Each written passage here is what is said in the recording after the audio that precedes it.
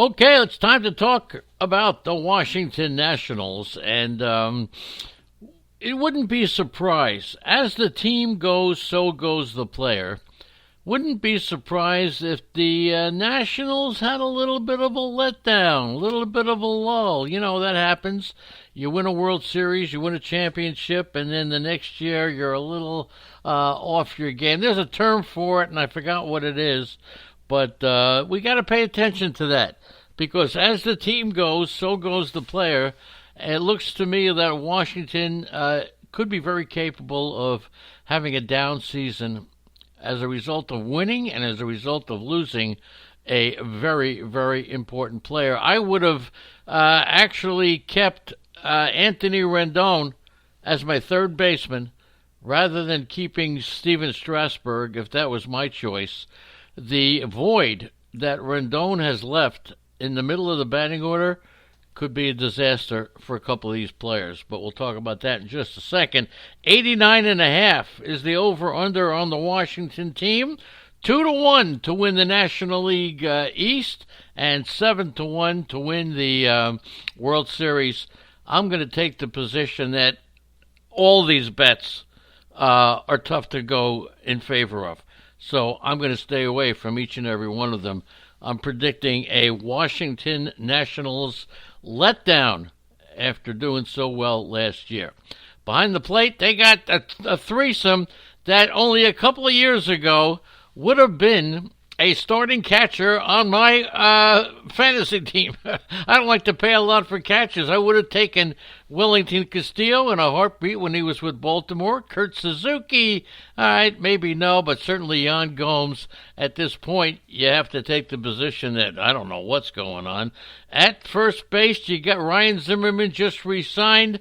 Howie Kendrick could be one. And then you got Eric Thames, who is not going to be drafted, especially if you're drafting now, but he's capable of hitting you 18 to 19 to 20 home runs, albeit a 240 batting average could be in there. But if you're looking for a cheap filler for $1, Eric Thames, I'm not recommending it, but I'm just pointing out that he could be a cheap filler. Over at second base, very dependable Starlin Castro.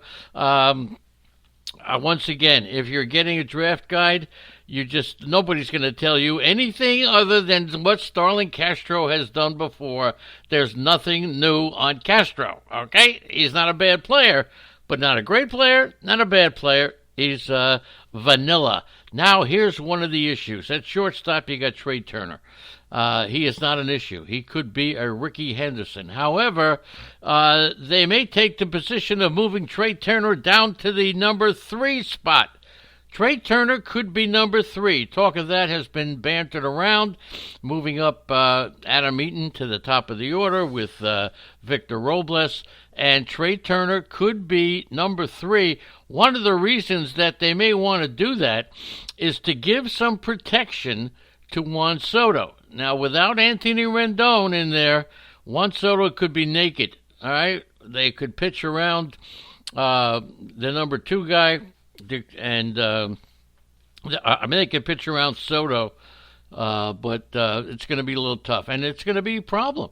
If Soto bats 4th, he could be in trouble because of the fact that he's got no protection, and I don't care. I know there's a controversy. Do we need protection? Do we not need protection? But I got to give you, with a youngster like this, I wouldn't be surprised if there's a little bit of a drop-off. Over at third base, you got Asdrubal Cabrera, and Carter Kieboom is going to get a chance to play this year. Carter Kieboom is going to get a chance to play third base. Cabrera is going to be much more of a super utility guy if they have their way. Kieboom will hit you about 260, 10 to 15 home runs. You can't be sure, and maybe 4 or 5 steals. He did have a season last year when he started off at AAA, about 18 games, got promoted, and then he was then optioned back to the Pacific Coast League. So he did have quite a year of shuffling around. But Kai Boom, people are talking about him. He's going to get a chance to play the big 6'2", 205-pounder playing third base. He's 22 years old. They said last year he was close to being ready. So, and he could play multiple positions as well. So Carter Kieboom over at third base. The outfield, you got the Juan Soto, the Victor Robles, and you got the Adam Eaton. Michael Taylor's a pretty good backup. With Soto, as I say, be careful. This is where they're going to get hurt without Anthony Rendon. They don't have that big bopper in the middle of the lineup. I'm surprised they didn't make a stronger push for Josh Donaldson, but they didn't. And Soto and Robles are right there, two of the tremendous youngsters. But be very careful of these two guys this year. I expect them both to regress. Both of them to regress. Not that I don't like them. And don't forget, in your sophomore year, now 17 out of 27 sophomores who had over 250 at-bats, they went down in batting average. That's where you see it the most. So keep in mind, you got the sophomore slump, and which is real. Players completing their rookie year, they go back into the off-season. They say, if it ain't broke, don't fix it, while the pitchers and pitching coaches are fixing it. And that's what happens with the sophomore slump. Adam Eaton, you've seen him for so many years, injury-prone, but you know what you're going to get in Eaton. No surprises, but this is what you got. Be careful with Trey Turner. You could lose a little stolen bases, but that's okay. One of the weaknesses in taking Trey Turner number one is that you lose out on RBIs in the first and second round. I don't like that. I like the fact that he's batting third. I'll give up the 10 stolen bases if that's the case. What can you say? You didn't buy a draft guide to find out that Max Scherzer, Steven Strasburg, and Patrick Corbin are pretty damn good pitchers, right? But once again, as an overview, and Scherzer's getting up there in the age, and Strasburg, it scares me that last year he had an injury-free season. You expect two? I know that's bull dinky and poppycock. But the truth is that wow, it's kind of scary. Anibal Sanchez. Then you got Joe Ross and Eric Fedde. These two kids may take a tick up. Wouldn't hesitate to draft either one of them. But overall, I think Washington is going to, and don't forget Howie Kendrick, but we don't have to tell you about him. Imagine you buy a draft guide and the draft guide says, we don't have to tell you about him, all right? Maybe we do, but I don't think we do. Anyway, so Sean Doolittle is the closer. Daniel Hudson's right with him. They'll both get save opportunities.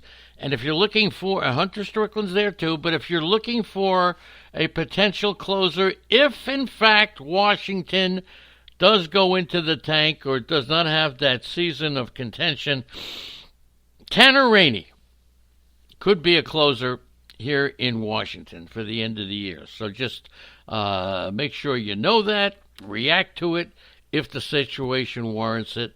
Tanner Rainey could wind up getting some save opportunities at the end of the season. That's it for Washington. A team once again 7-1 to win the World Series, 2-1 to win the NL East, and 89.5.